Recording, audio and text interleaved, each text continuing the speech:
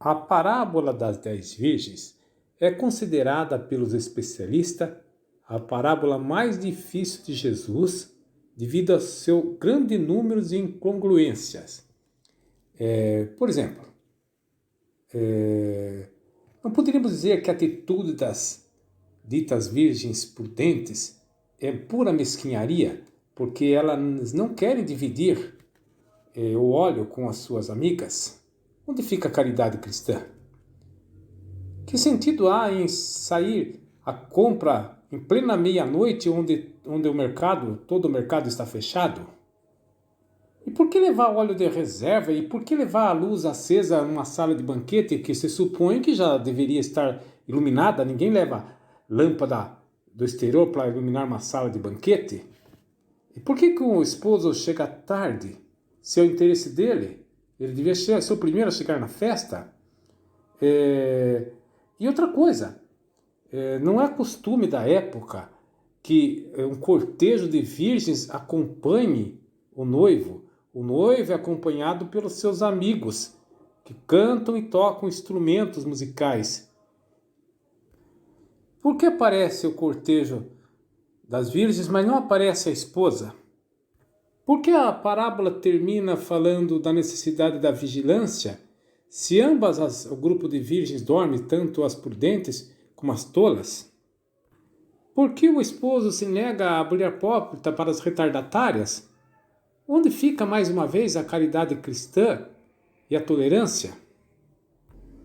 Para entender por que há um cortejo de virgens que não deveriam acompanhar o noivo, mas são as amigas da noiva e a noiva não aparece, você tem que abrir o livro do Apocalipse, lá no último capítulo, e lá vai falar que eu vi a esposa descer do alto, a Jerusalém celestial, como uma esposa que se enfeitou para seu amado. Então, nesse caso, esse grupo de virgens, elas representam vamos dizer assim, a esposa do Cristo. Por isso a esposa não aparece. Uma pergunta importante a se fazer a parábola fala da vinda do noivo, mas esse noivo representa Jesus, é claro. Mas que vinda será essa? Será aquela primeira vinda por ocasião do Natal? Ou aquela vinda espiritual que ele faz a cada momento, no nosso dia a dia, através da palavra, da Eucaristia, através do irmão? Ou a terceira vinda nos finais dos tempos para julgar as nações, que nós chamamos de parousia? É a vinda que se refere esse texto, com toda certeza, tanto é a parousia, a última vinda de Cristo, como aquela vinda rotineira que Jesus faz a todo momento na nossa vida. Então seria a segunda e a terceira vinda de Cristo. O número das virgens são 10 porque é uma completude, para falar de toda a humanidade. Ela se divide em 2 grupos. Como já falamos, as virgens representam o povo de Deus, que é realmente, conforme os profetas, o povo de Israel é a esposa do Senhor. E ela se divide em 2 grupos porque, de fato, a humanidade se divide em 2 grupos. Aqueles que, vamos dizer assim, seguem ao Cristo e aqueles que rejeitam o Cristo. Mas é preciso que você esteja atento que não se trata de você fazer compartimentos estanques, dizer aqui é uma classe de pessoas, lá é outra classe de pessoas. É preciso notar que essa atitude de rejeição e aceitação do Cristo, ela acompanha toda a nossa vida, e nós somos um pouquinho de cada grupo dessas virgens, as virgens tolas e as virgens prudentes. É uma coisa interessante que Jesus chama aquelas virgens de tola usando a mesma palavra que ele proibiu de ser usada para você se referir ao irmão, dizendo que é uma ofensa que o cristão não deve usar, mas ele usa aqui nessa parábola.